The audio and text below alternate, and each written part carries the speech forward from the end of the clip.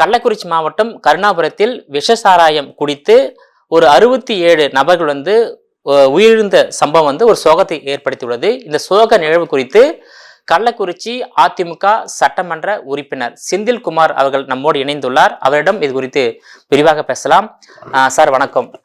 இப்போ இந்த கள்ளக்குறிச்சியில 20 ஆண்டுகளுக்கு மேலாகவே அந்த கள்ள சாராயம் காய்ச்சப்பட்டு விற்பனை செய்து வந்ததாக செய்திகள் வந்து கொண்டிருக்கின்றது. இதுல 10 ஆண்டுகள் அதிமுக ஆட்சி, ஒரு 8 ஆண்டுகள் திமுக ஆட்சி. இதுல 3 ஆண்டுகளாக நீங்க சட்டமன்ற உறுப்பினராக இருக்கிறீங்க. அந்த பகுதியில அந்த கள்ளசாராயம் விற்பனைக்கு தடுப்பதற்கு நீங்க மேற்கொண்ட நடவடிக்கைகள் என்ன? அதுக்கு அரசாங்கம் உங்களுக்கு ஒத்துழைப்பு தரவில்லையா சார்? இல்லை, ஒவ்வொரு ஆண்டும் கடந்த 3 ஆண்டுகளாகவே நான் என் கவனத்துக்கு வர விஷயங்களை அரசின் கவனத்துக்கு கொண்டுட்டு போகிறேன். மாவட்ட ஆட்சியர்கிட்டும், மாவட்ட காவல்துறை கண்காணிப்பாளர் உள்ளிட்ட அந்த பகுதியில் இருக்கிற காவல்துறை அதிகாரிகள்கிட்ட தகவலை கொண்டுட்டு போயிட்டு தான் இருக்கிறோம். அப்பப்போ சொல்லிட்டு தான் இருக்கிறோம். கொஞ்சம் அலட்சியம் போக்கு காரணமாக இவ்வளோ ஒரு பெரிய பேரிழப்பு ஏற்பட்டுச்சு. அலட்சிய போக்குன்னா ஆளுகின்ற திமுக அரசின் அலட்சிய போக்கா? ஆமாம், ஆளுகின்ற திமுக அரசு அலட்சிய போக்கு தான். அங்கே இருக்கிற அரசு நிர்வாகிகள் அந்த அரசியல் அந்த களம் சரியாக செயல்பட்டிருந்தால் இன்றைக்கி இவ்வளோ பெரிய இழப்பு ஏற்பட்டிருக்காதுன்னு தான் அங்கே இருக்கிற மக்களுடைய மிகப்பெரிய வலி. எனக்கும் அந்த வலி தான். காவல்துறை அதிகாரிகள் அதுக்குன்னு இருக்கிற ஒரு இலாக்கா கலால்துறைன்னு ஒன்று இருக்குது, இவ்வளோ பெரியன்ட்டு இருக்குது, லா அண்ட் ஆர்டர் இருக்குது, எல்லா துறையுமே இருக்குது. எல்லா துறையும் இருந்து சரியாக செயல்பட்டிருந்தா அவங்கவுங்க துறைகளை அவங்க சரியாக பார்த்துருந்தாலே இவ்வளோ பெரிய இழப்பு ஏற்பட்டிருக்காதுன்றது தான் என்னுடைய பார்வை. 3 ஆண்டுகளாக அந்த தொகுதியில் எம்எல்ஏ இருக்கீங்க. அந்த பகுதியில் கள்ளசாராயம் விற்பனை செய்த சம்பவம் உங்க நாலேஜ் வந்திருக்கும். சட்டமன்றத்தில் அது தொடர்பாக வலியுறுத்தி பேசியிருக்கீங்களா? அரசின் கவனத்துக்கு கொண்டு சென்றிருக்கீங்களா? இல்லை, 29/3/2023 இதே போல் ஒரு சம்பவம் தூத்துக்குடியில் நடக்குது. போன ஆண்டே இந்த மாதிரியான ஒரு இது கள்ளச்சாராயம் அருந்தி ஒருத்தருக்கு அடிச்சுக்கிட்டு இறந்து போகிற சம்பவம் நடக்குது. அந்த சம்பவத்தின் வலியுறுத்தி தான் நம்ம சட்டமன்றத்தில் கவன ஈர்ப்பு கொண்டுட்டு வரோம். கவன ஈர்ப்பு கொண்டுட்டு வரும்போது அந்த கவன ஈர்ப்பு கிடப்பில் போடப்படுது. அந்த கவன ஈர்ப்பு விவாதிக்கப்பட்டிருந்தால் ஒரு அவேர்னஸ் வந்திருக்கும். அங்கே இருக்கிற அதிகாரிகளுக்கு எம்எல்ஏ சட்டமன்ற அளவு கொண்டுட்டு போயிட்டார் போல இருக்குது, இது நம்ம இன்னும் ரொம்ப இதாக எடுக்குன்னு சொல்லிட்டு அவங்களுக்கு அந்த ஒரு அலட்சிய போக்கு இல்லாமல் ஒரு அவேர்னஸ் வந்திருக்கும். அதுக்கான நடவடிக்கை எடுத்திருப்பாங்க. ஓரளவு தடுக்கப்பட்டிருக்குன்னு தான் நான் நினைக்கிறேன். கவன ஈர்ப்பு தீர்மானத்தில் தமிழக அரசாங்கம் சரியான முறையில் நடவடிக்கை எடுக்கவே இல்லை. அதுதான் காரணம்.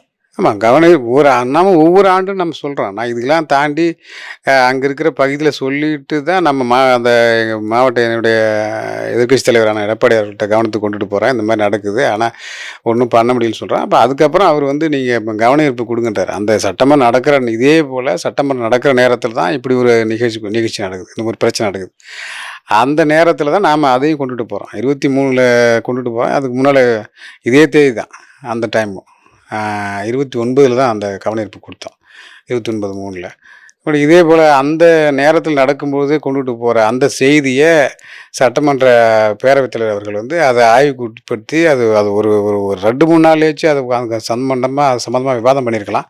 விவாதம் பண்ணாதால தான் இவ்வளோ பெரிய சிக்கல். நீ சட்டமன்றத்துக்கு போயிடுச்சுனாலே அது ஒரு பெரிய இஷ்யூ தானே. அது பிரச்சனை அது பேசப்படும் தானே. அது பேசப்படும் சொன்னால் ஏற்கனவே அந்த பகுதியில் விழுப்புரத்தில் மரக்காணத்தில் ஏற்கனவே 22 பேர் அதில் இதே போல் கள்ளச்சாராயத்தில் போன ஆண்டு இறக்குறாங்க. அது சார்ந்து அப்போ அது இறக்குறாங்கன்னும் போது தான் நாம் இப்படி பசங்க குடிச்சிட்டு அடிச்சுட்டு சாகும்போது நாம் கவனத்துக்கு கொண்டு இப்போ மிகப்பெரிய அச்சத்தை ஏற்படுத்த சூழலாக இருக்குது. அதனால் இதை உடனே தடுத்து நிறுத்துங்க, இது ஒரு விவாதமாவது பண்ணுங்கள், அங்கே இருக்கிறவங்களுக்கு ஒரு அவேர்னஸ் வரும் தான் நம்ம அந்த கவன ஈர்ப்பு கொடுக்குறோம். பட் அந்த கவன ஈர்ப்பு அது கிடப்பில் போடப்பட்டு அது ரொம்ப அது மெத்தனை போக்காக விட்டதின் அடிப்படையில் தான் இந்த அரசு அதை கண்டுகொள்ளவில்லை. கண்டுகொண்டிருந்தால் அது இவ்வளோ பெரிய இழப்பு ஏற்பட்டிருக்காது, மிகப்பெரிய இழப்பு. 3 ஆண்டுகால ஆட்சியில், அதாவது சட்டமன்ற உறுப்பினராக இருந்த போது எத்தனை முறை சட்டமன்றத்தில் அந்த கவன ஈர்ப்பு தீர்மானம் கொண்டு வந்திருக்கீங்க? ஒரு முறை தானா? இல்லை, நான் கவன ஈர்ப்பு எல்லா பிரச்சனைகளையுமே அந்த பீரியட்லேயே கிட்டத்தட்ட 3 கவன ஈர்ப்பு கொடுத்துக்கிறேன். கள்ளச்சாராயம் சார்ந்து இந்த ஒரு கவன ஈர்ப்பு தான். அதே போல் அங்கே நடக்கிற ஒருத்தவங்க வெட்டி கொல்லப்படுறாங்க, ஒரு குடும்பத்தில் கூலிப்படைகள் இது வெட்டி கொல்லப்படுறாங்க, அது சம்மந்தமான ஒரு கவன ஈர்ப்பு கொடுக்குறோம். அப்புறம் ஒரு பெண் பாதி உடல் எரிக்கப்பட்ட நிலையில் பாதி உடம்புல இருக்கிறாங்க. அந்த பகுதியில் நடக்கிற அச்சமூட்டுகிற சம்பவங்கள் அனைத்து வன்முறை சம்பவங்களுக்கும் அந்த வா- சாராயமே காரணம் சொல்லிட்டு ஆமா. சுட்டி காட்டுறீங்க. சுட்டி காட்டுறோம். அது சம்பந்தமாக நம்ம கவன ஈர்ப்பு கொடுக்குறோம். அந்த கவன ஈர்ப்பு தான் ஒவ்வொரு இதுவும் இதுவரை நான் கொடுத்த எந்த கவன ஈர்ப்பும் அங்கே விவாதிக்கப்படல.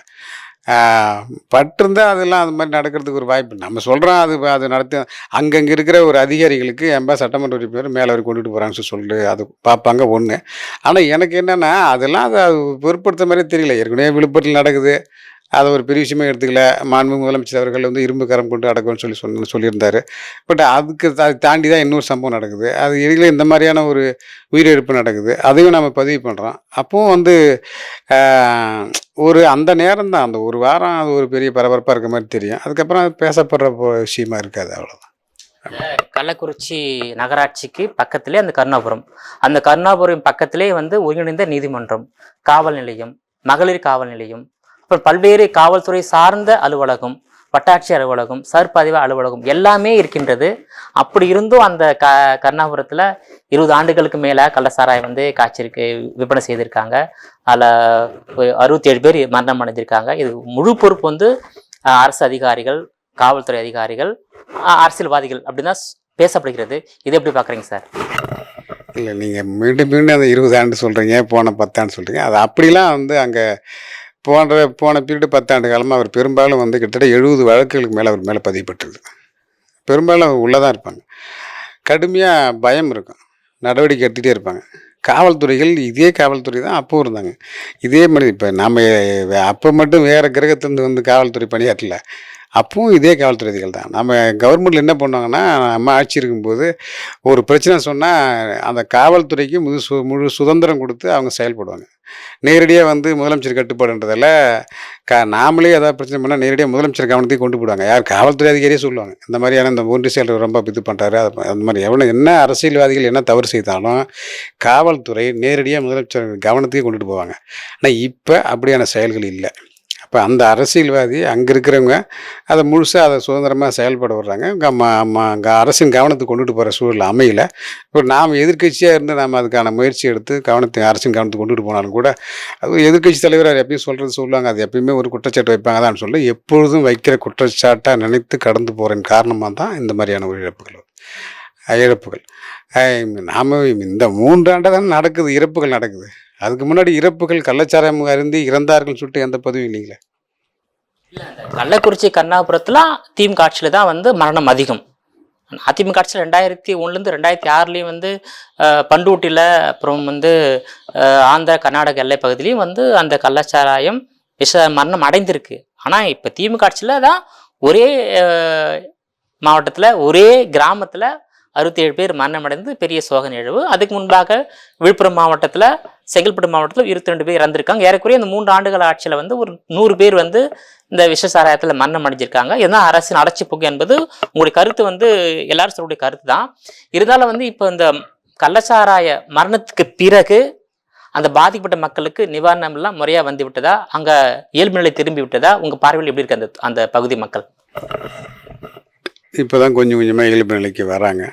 இன்னமும் அந்த பதட்டம் இருக்குது தான். இப்போ வெளியில் பார்க்குறவே சொல்கிறதுக்கு ஏதாவது கூச்சமாக இருக்குல்ல. எங்கேருந்து வரேன்னு சொன்னால் கள்ளக்குறிச்சின்னு சொன்னால் அது ஒரு மாதிரி. இப்போ போகும்போதே கூட இவர் தான் கள்ளக்குறிச்சி எம்எல்ஏன்னு சொல்லிட்டு அது பார்க்குறதே ஒரு மாதிரியாக இருக்குது. அது சொல்ல தெரியல, அது ஒரு மாதிரி நினைக்கிறாங்க. தமிழ்நாட்டே ஒரு உலுக்கிய ஒரு சோகமான நிகழ்வு தான் அந்த கருணாபுரம் விவசாய மரணம். ஏன்னா ஒரு தற்காலிக தகனமாக அமைத்து ஒரு 8 வெட்டியான்கள் பணி அமைத்து ஒரு பிணங்களை வந்து நல்லடக்கம் செய்கின்ற பணி, அதை யாரும் ஏற்றுக்கொள்ள முடியாது. ஸோ அதுவும் சோகமாக தான் இருக்கும் சார். இல்லை, நீங்கள் அதுதான் ஒரே வரியில் 22 பிணங்களை ஒரே இடத்துல சிதைகளை அடுக்கி அங்கே எரி விட்டுற காட்சி இது வரைக்கும் நீங்கள் எங்கேயும் பார்த்துருக்க மாட்டீங்க. சினிமாவில் வேணால் ஒரு காட்சிக்காக வந்து ஒரு பொய்யான இதை வந்து ஒரு அந்த காட்சிக்காக பொருத்தப்பட்டிருப்பாங்க.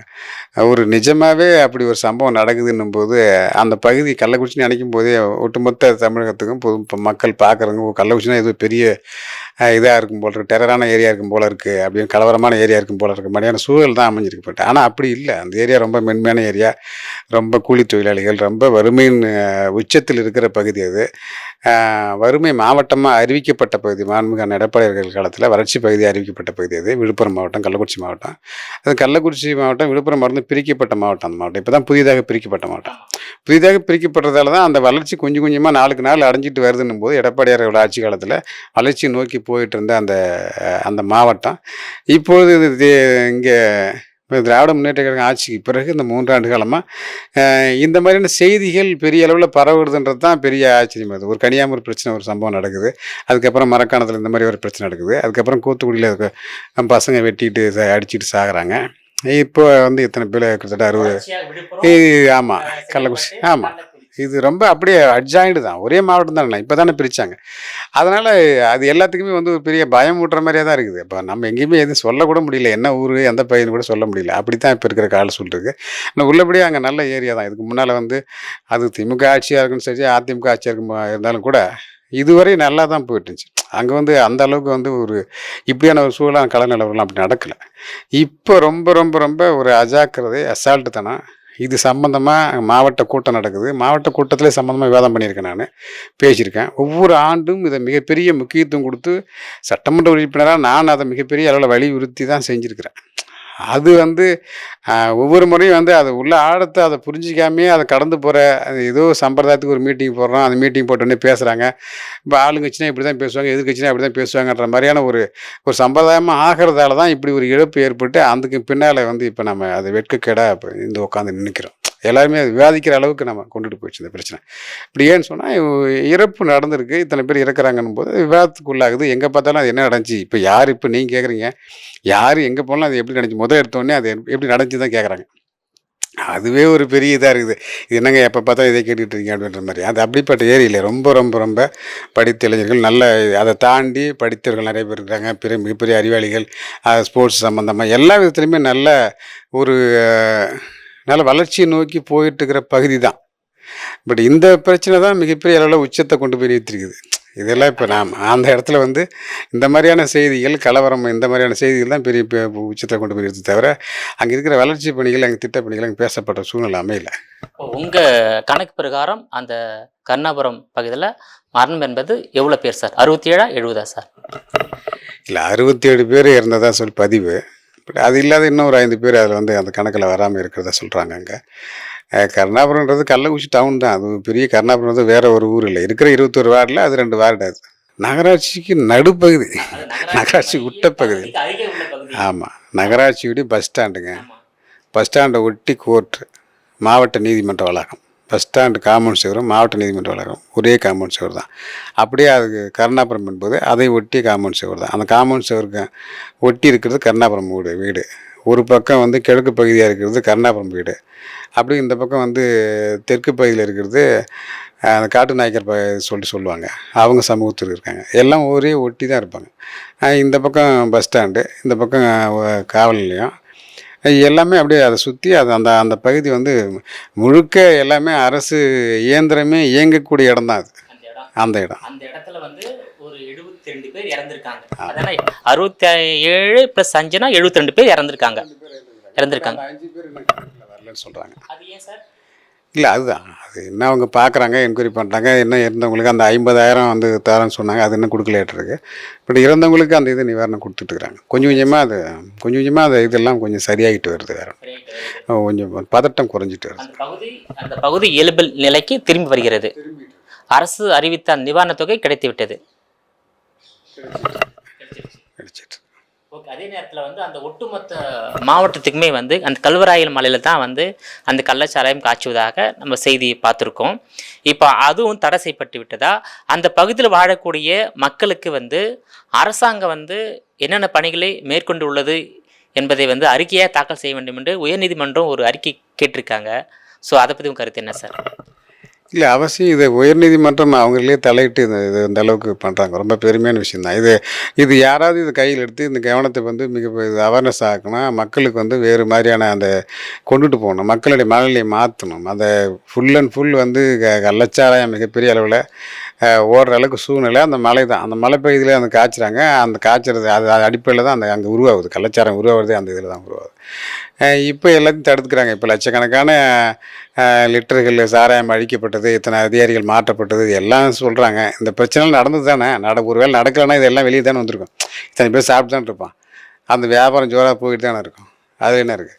இப்போ இந்த மாதிரியான ஒரு இது நெருக்கடியை அப்பொழுதே நம்ம ஒவ்வொரு இது நம்ம கவனிப்பு கொடுக்கும்பொழுதோ, இல்லை நம்ம மீட்டிங்கில் பேசும்பொழுதோ, இல்லை எதிர்க்கட்சி தலைவர் சம்மந்தமாக இந்த அறிக்கை வெளியிடும்போதோ பேசும்போதோ அதை அப்பப்போ அதுக்கான முயற்சி எடுத்து அதை தடுத்து நிறுத்திருந்தா உயிர்கள் பலியாக இருக்காது. அதுதான் இப்போ அரசாங்கத்துக்கு எவ்வளோ பெரிய 10 லட்சம் 10 லட்சம்னா என்ன, இந்த அரசு எதை ஊக்குவிக்குது, அது மிகப்பெரிய கேள்விக்குறியாக இருக்குல்ல. கள்ளச்சாராயம் குடித்தால் 10 லட்சம் நிவாரணம் என்பதை மக்கள் மத்தியில் ஒரு பதிவு செய்தது திமுக அரசாங்கம். அப்படிதான் சொல்ல வரும். ஏன்னா அந்த செங்கல்பட்டுலையும் விழுப்புரத்தில் மரணமடைந்தவர்களுக்கும் 10 லட்சம், கள்ளக்குறிச்சியில் மரணமடைந்தவர்களுக்கும் 10 லட்சம், அப்படிதானே? அப்படி இருந்தாலும் சரி, இனி வரும் காலங்களில் கள்ளச்சாராயம் காய்ச்சுவது முற்றிலுமாக அந்த கள்ளக்குறிச்சி மாவட்டத்தில் குறிப்பாக கல்வராயன் மலையில் தடுக்கப்படுமா? தடுப்பதற்கான நடவடிக்கையை உங்கள் சட்டமன்ற உறுப்பினராக நீங்கள் அதெல்லாம் மேற்கொள்வீங்களா?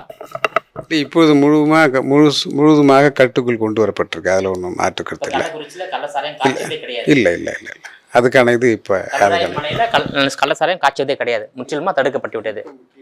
இனிமேலும் கள்ளச்சாராயம் அந்த கல்வராயன் மலையில் காய்ச்சப்பட மாட்டாது. இப்போ நடவடிக்கை எடுக்கிறதா சொல்லியிருக்காங்க. ஆயுள் தண்டனை சொல்லியிருக்காங்க, 10 லட்சம் அபராதம் சொல்லியிருக்காங்க. கோர்ட் தலையிட்டு இது கடுமையாக நடவடிக்கை எடுக்கப்படும் சொல்லிட்டு கடுமையான தண்டனை, ஆயுள் தண்டனை சொல்கிறேன் பார்த்தேன் நான். இந்த மாதிரியான தண்டனைகள் கடுமையாக்கப்பட்டால் அந்த மாதிரி குற்ற சம்பவங்கள் நடப்பது குறையும் என்பது தான் நம்முடைய பார்வை.